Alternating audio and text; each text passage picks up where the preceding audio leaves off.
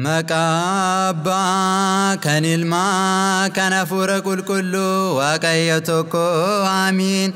wareegamtoonni dhugumatti miidhagina addunyaa kana tuffatan dhiiga isaaniis waaqayyoof jedhanii dhangalaasan mootummaa waaqayyoofis du'a daawaa obsan galata durboo maariyaam kutaa arfaffaa lakkoofsa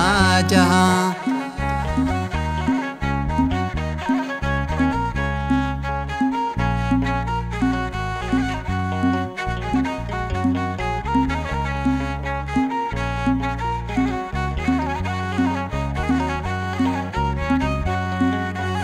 Ebbifamte armento kolkolletin nankadada nandimamaneshetti jalallishi adda garumani atitiya arsema wareegamtuni jalallishi adda garumani atitiya arsema wareegamtuni Ebbifamte armento kolkolletin nankadada nandimamaneshetti jalallishi adda garumani atitiya arsema wareegamtuni jalallishi adda garumani atitiya arsema wareegamtuni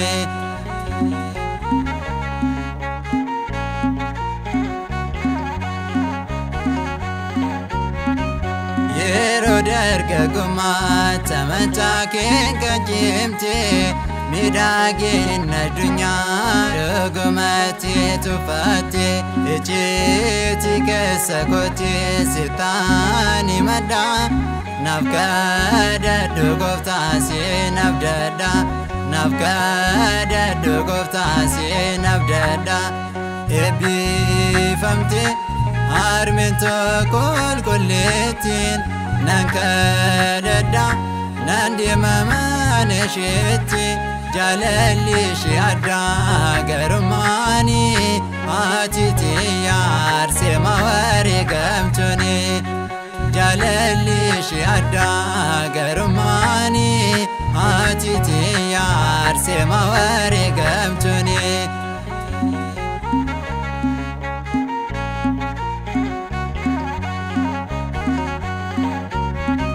Simbof kolkolman sinolome digni kelole mormi kesmurame armeto kolkolleti wareegni ke aduma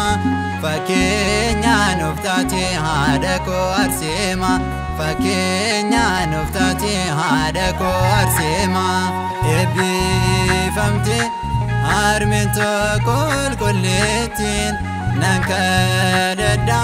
nandimamaneshetti jalallishi adda garumani atitiya arsema wareegamtuni jalallishi adda garumani atitiya arsema wareegamtuni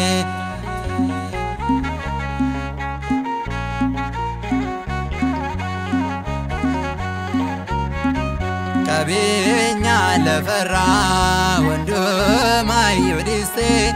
motoma waaqayyoof du'a daawaa obsite qabsoorri kee adda jalala waaqaatu sirra madda haadha koosi waammadda waada godda qabda haadha koosi waammadda waada godda qabda ebbifamte armento kolkolletin nankadada nandimamaneshetti jalallishi adda garumani atitiya arsema wareegamtuni jalallishi adda garumani atitiya arsema wareegamtuni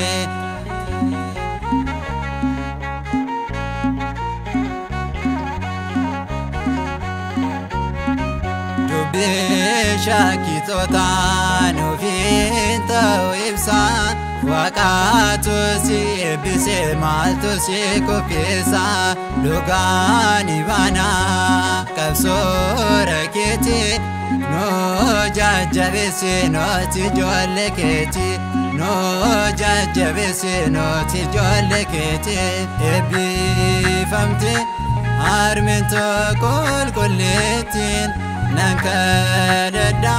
nan deema mana isheetti jaalalli ishee addaa garummaani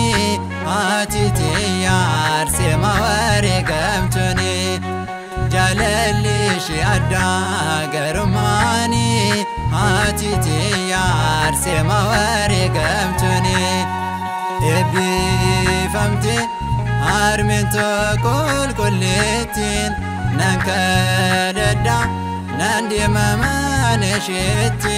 jaalalli ishee addaa garummaani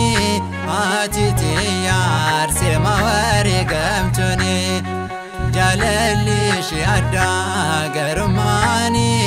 ati tiyya arseema wareegamtuuni